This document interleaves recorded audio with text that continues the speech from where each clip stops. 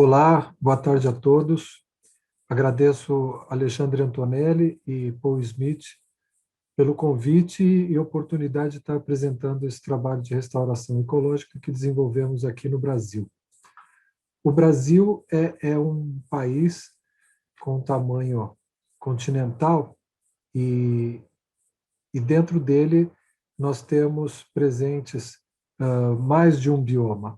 Nós temos presentes diversos biomas e que isso, de certa forma, facilita o trânsito de espécies que não são do bioma do qual nós trabalhamos e que nós podemos considerar como espécies exóticas, né, que têm características muito diferentes de clima, de fotoperíodo, de solos e tudo mais. Nós estamos aqui desenvolvendo trabalho no que chamamos de floresta estacional semidecídua da Mata Atlântica. É uma região que estamos desenvolvendo entre o estado de São Paulo e Minas Gerais. Nessas áreas, nós já sabemos que é uma das áreas que foi mais devastada. Nós temos cerca de 95%, né, já sem a vegetação original. E, com isso, a importância, né, e a necessidade de recuperar esse bioma é muito grande. E, dentro disso, inclui espécies que são espécies já ameaçadas, né, de extinção.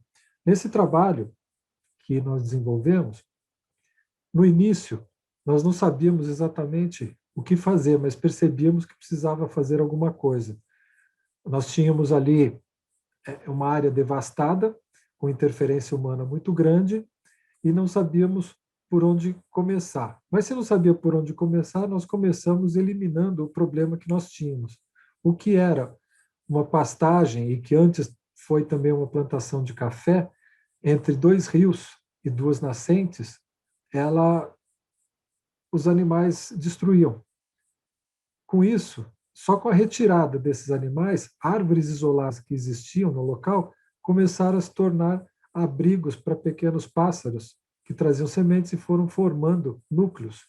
E esses núcleos foram se integrando e formando blocos de vegetação, né, formando a floresta. E essa regeneração natural foi acontecendo ao longo do tempo e formando esses maciços. E nós começamos a intervir aonde não tínhamos ainda recuperado e não tínhamos mais, era tão devastado que não tinha nem árvores. E entre essas áreas foram colocados sistemas agroflorestais onde tínhamos produção do alimento junto com o desenvolvimento da floresta também. Com esse procedimento, nós conseguimos equilibrar o ambiente e começar a tornar ele mais recuperado. Aqui temos um exemplo nessas fotografias, que é árvores isoladas que existiam formando núcleos de vegetação, que vão se unindo até formar esse maciço, né, de continuidade e formando a floresta. Nos sistemas de agrofloresta que foram colocados no entorno, nós introduzimos as árvores que vão ser da floresta e, entre as entrelinhas e nos espaços, colocamos plantas que têm ciclo curto, que são grãos, que são raízes, que servem para alimentação. Colocamos também as plantas de ciclo médio, que são as frutíferas, que tem aqui também para uso de alimentação, e elas vão utilizando os espaços e a iluminação natural, a presença da luz para formar esse grande maciço. Existia, e ainda tem, né, no Brasil, uma indicação técnica e que se tornou legislação, que devemos plantar no sistema de recuperação algo como todas as espécies, desde as pioneiras na sucessão vegetal até as secundárias tardias e clímax. Só que isso se demonstrou uma coisa muito ineficiente, porque não tínhamos condições, por exemplo, daquelas que chegam numa condição, precisam de uma condição de menos iluminação, né, mais sombra, de mais umidade, de mais solo recuperado, não conseguiam sobreviver. Então, era muito pouco, isso deixava as áreas sem essa recuperação formada. O que nós observamos ao longo do tempo, e aqui temos duas imagens do mesmo local, uma referência a essas duas construções aqui, aonde no início, sem a cobertura, o desenvolvimento mais difícil das próprias plantas. Com a cobertura vegetal já formada, nós começamos a observar que não só as plantas se desenvolviam mais, mas a interação com a fauna aumentava o desenvolvimento do próprio sistema de vegetação. Então, vejam que interessante a paisagem, né?